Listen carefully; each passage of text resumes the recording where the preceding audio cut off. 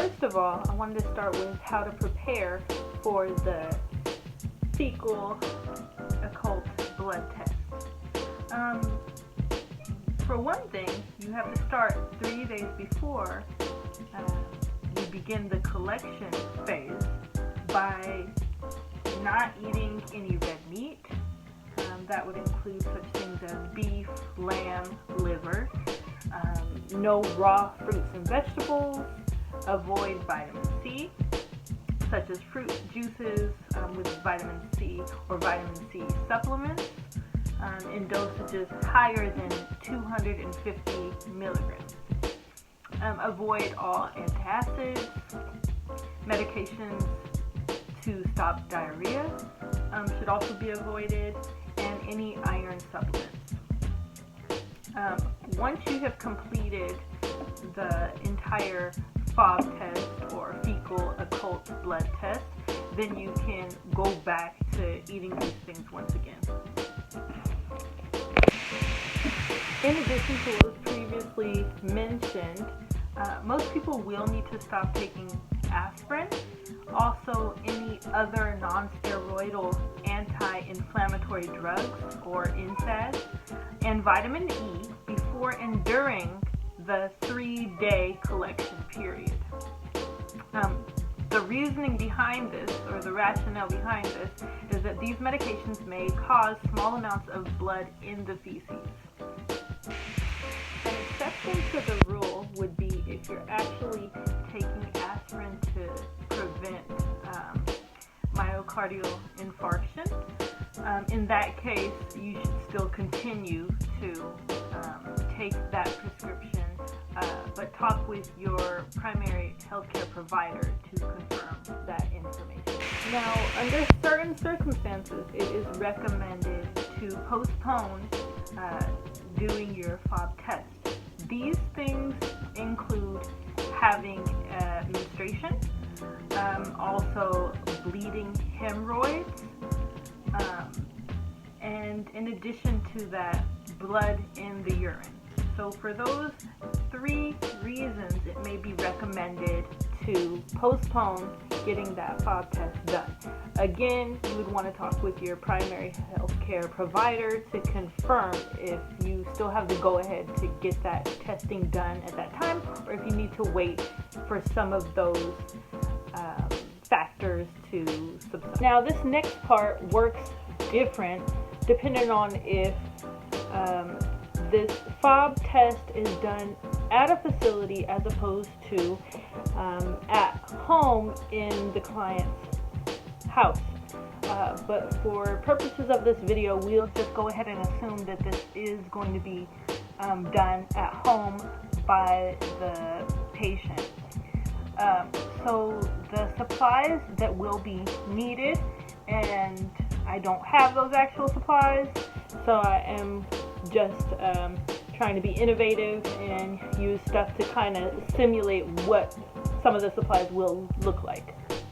So you're going to need your Occult slide. In this case, I have my U.S. passport. You're going to need an applicator stick. Probably will not be as thick as this, and probably will look closer to the thinner sticks like the popsicle stick.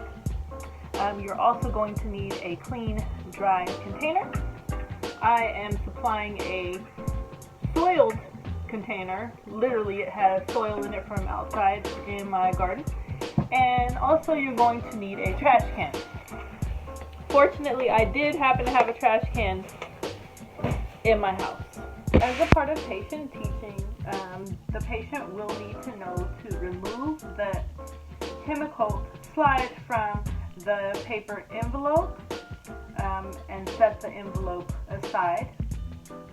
Do not set the slide or applicator stick on the edge of the sink, the bathtub, or the toilet tank. They should not get wet. Another thing would be always to keep the Occult slides at room temperature. You want to keep it away from heat and direct light. Make sure you put your name your date of birth, medical record number, all onto the card. And if the information isn't on the card, as in there are not places to put all that information, just go ahead and write it down on there anyway, just to be safe. The next thing to do will be to open the large front flap of that Occult test. And then what you want to do is, well, you may actually notice a light blue discoloration on the paper in the squares above boxes A and B. Again, I don't have a box A and B, but we're just envisioning a box A and B. So there might be light blue square with discoloration above boxes A and B. This discoloration won't affect the test. So then you will need to sit on the lavatory like you would usually do to have an elimination, using a clean, dry container to catch the stool before it touches the water in the lavatory. The next step will be to take a sample of that stool with one end of the applicator stick and to place that in a very thin smear onto the square marked A. Okay, again, pretending you see a square marked A. Using the stick to collect the second sample, you do not go to the same area where you collected the first sample. You go to a different area to gain access to a second sample and apply a thin smear of the stool inside the square marked B. You throw out the stick into the trash, close the cover of the Occult slide, and put it back into its paper envelope. Don't put it into anything that is waterproof, such as a plastic bag. Only remembering to store it at room temperature, away from light, away from children, away from pets. Be sure to empty the container that holds the stool into the toilet and flush the toilet. Wash your hands, wet your hands with warm water, and then rub your hands with soap for at least 20 seconds in that hand washing process. Then rinse your hands. Repeat these steps to collect your samples on day 2 and day 3. Be sure to write the date of each collection next to each sample you attain. If you do need to store the samples, it can be stored on the Occult slide for 5 to 7 days from the date of your first collection. This next bit of information kind of depends on the facility and healthcare provider that's requesting the test. Some recommend not to mail those stool samples. Others say if the final sample is left to dry, it can be mailed in an expedited fashion. But ultimately, your healthcare provider will make a recommendation on where and how to submit those stool samples. So here is a scenario of what this patient coaching would look like. Good afternoon. My name is Ashley Okwego. I'm going to be your medical assistant. Today, can you please identify your first and last name? July Julia. Okay, and your date of birth? July 10th, 2008. Okay. So today what we'll be doing is a fecal occult blood test. Okay? Alright. Okay. assessing for with the fecal occult blood test is to try to check for any abnormalities.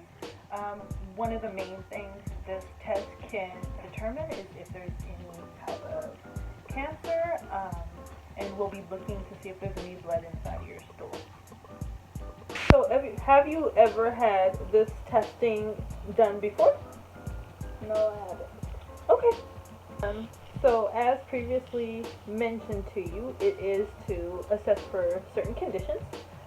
So there are certain supplies that you're going to need to perform this test at home. Those supplies will include the Hemoccult card as well as the applicator kits. You're going to need some sort of a waste receptacle to dispose of the different products that go along with the kit. At this point in time, I would discuss with the patient how to perform the actual test step by step, but since I previously mentioned that, I will skip over that portion.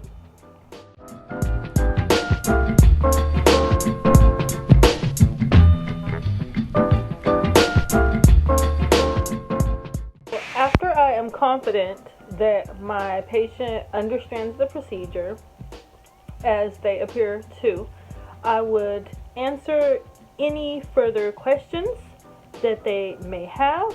Any inaccuracies would be addressed, as well as any misconceptions in regards to that procedure.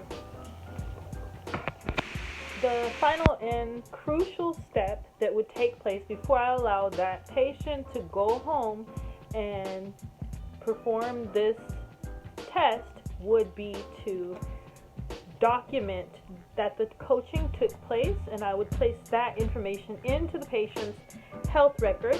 I would include the provider's name, also what was taught to my patient, how the patient responded to that information, and indicate the supplies as well as the written directions sent home with my patient.